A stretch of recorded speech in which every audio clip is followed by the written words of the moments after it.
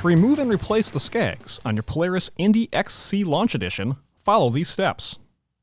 When replacing Skags, always replace in pairs and follow all warnings listed in the owner's manual. Park the snowmobile on a flat, level surface. Safely raise the sled so the skis are at least 6 inches off the ground.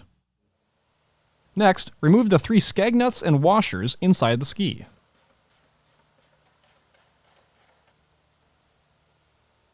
Then pull the skag down and out of the ski to remove.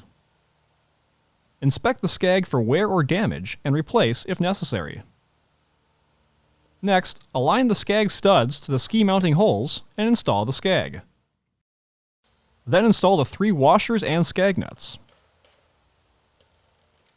Torque the nuts to specification. Once complete, safely lower the snowmobile to the ground.